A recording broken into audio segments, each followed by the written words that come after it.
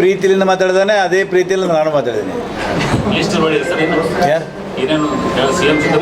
ಅವನಿಗೆಲ್ಲ ಗೊತ್ತದ.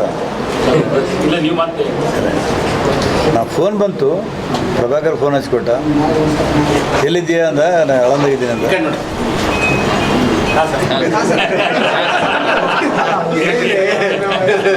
ನಾನು ಅವರು ಡಿಫರೆಂಟ್ ರಿಲೇಷನ್ ಅಲ್ಲ, ದೋಸ್ತ್ರ ಯಾಕೋ ವೀಕ್ ಆಗ್ತಿದಾರೆ ಸರ್. ಅಡ್ಮಿನಿಸ್ಟ್ರೇಷನ್ ಇಲ್ಲ, ದೋಸ್ತಿಗೆ ಲಾಯಕ ನಾವು. ಅಲ್ಲ, ಅಡ್ಮಿನಿಸ್ಟ್ರೇಷನ್ ವೀಕ್ ಆಗ್ತಿದೆ ಅಂತ. ಲಾಸ್ಟ್ ಗೌರ್ಮೆಂಟ್ ಹಂಗಿಲ್ಲ ಈ ಸರಿ. ಯಾವ್ದ್ರಿ? ಏನಿಲ್ಲ, ಎಲ್ಲಿದ್ರಿ ಅಂತ ಕೇಳಿದ್ರು, ಆಳಂದಾಗಿದ್ದೀನಿ ಅಂದೆ. ಯಾವಾಗ ಬರ್ತೀವಿ ಬೆಂಗಳೂರಿಗೆ? ಬರ್ತೀನಿ ಅಂತಂದೆ.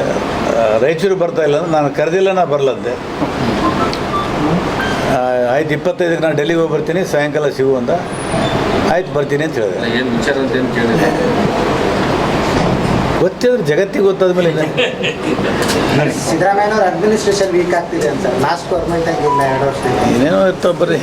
ಸರ್, ಈಗ ನೀವೇನು ಇಲ್ಲೋ ಒಂದು ಕಡೆ ಆಡಿಯೋದ ನಂತರ ನಾವು ನಿಮ್ಮ ಮತಕ್ಷೇತ್ರದ ಕೆಲವೊಂದು ಹಳ್ಳಿಗಳದಾಗ ಹೋದ್ವಿ, ಒಂದು ರೀತಿ ರಿಯಾಲಿಟಿ ಚೆಕ್ ಮಾಡ್ಕೊಂಡಿದ್ವಿ. ಖಂಡಿತ ಪ್ರತಿಯೊಬ್ಬರು ಕೂಡ ನೀವು ಹೇಳಿದ್ರೆ ಹೇಳ್ತಿದ್ದಾರೆ, 25,000ಗೆ 10,000 ಕಡಿಮೆ ಕೊಟ್ಟವ್ರಿಗೂ ಮನೆ ಆಗಿಲ್ಲ.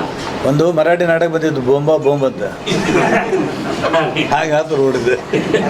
ಈಗ ಇವತ್ತು ರಾಜೀವ್ ಗಾಂಧಿ ನಿಗಮದಿಂದ ಒಂದು ಲೀಸ್ಟ್ ರಿಲೀಸ್ ಮಾಡಿದ್ದಾರೆ ಸರ್. ಅಂದ್ರೆ ನಿಮ್ಮ ಲೆಟರೇಟ್ ಏನು ಇದಾಗಿದೆ, ನಿಮ್ಮ ಲೆಟರೇಟ್ ಸಂಬಂಧ 950 ಮನೆ ಕೊಟ್ಟಿದ್ವಿ ಅಂತೇಳಿ ನೀವು ಕೊಟ್ಟಿರೋ ಲೆಟರ್ಗೆ ರಿಲೀಸ್ ಮಾಡಿ. ನಂದು ಇಷ್ಟೇ ಪ್ರಶ್ನೆ ಇತ್ತು. ನಾನು ಇಡೀ ಕ್ಷೇತ್ರಕ್ಕೆ ಬೇಡಿ ಪತ್ರಕ್ಕೆ ಬೆಲೆ ಇಲ್ಲ 3 ಸಲ. ಆ ಗ್ರಾಮ ಪಂಚಾಯತಿ ಚೇರ್ಮನ್ ಮುಖಾಂತರ ಓದೋದಕ್ಕೆ ಬೆಲೆ ಬಂದಿದೆ ಅಂದ್ರೆ ನಾವು ಸ್ಟ್ರಾಂಗ್ ಯಾರು ಇದ್ದ ಸರ್ಕಾರದ. ನಿಮ್ಮ ಪತ್ರದಲ್ಲಿ ಏನಂತ ಇತ್ತು ಸರ್? ಅಂದ್ರೆ ಮನೆಗಳನ್ನ ಹಂಚಿರಿ ಎತ್ಕೊಂಡಿದೆ. ನನ್ನ ಕ್ಷೇತ್ರಕ್ಕೆ ಬಡವರಿಗೆ ಮನೆಗಳಿಲ್ಲ, 6,000 ಮನೆ ಕೊಡ್ರಿ ಅಂತ ನಾ ಮಂತ್ರಿಯವರಿಗೆ ರಿಕ್ವೆಸ್ಟ್ ಲೆಟರ್ ಕೊಟ್ಟಿದ್ದೆ. 1 ಮನೆ ಕೊಡಲಿಲ್ಲ, 3 ಲೆಟರ್ ಕೊಡಲಿಲ್ಲ.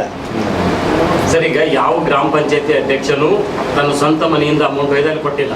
ಇಲ್ಲಿ ಫಲಾನುಭವಿಗಳಿಂದನೇ ದುಡ್ಡನ್ನು ಕಲೆಕ್ಷನ್ ಮಾಡ್ಕೊಂಡು ಕೊಟ್ಟಿರೋಂಥದ್ದು. ಈಗ ಏನು ಆಗಬೇಕು ಅಂತ ನೀವು CM ಅವ್ರನ್ನ ಭೇಟಿ ಆಗಲಿಕ್ಕೆ ಇದನ್ನು ನನ್ನ ಭವಿಷ್ಯ ಹೇಳ್ಬೇಕಾದ್ರೆ.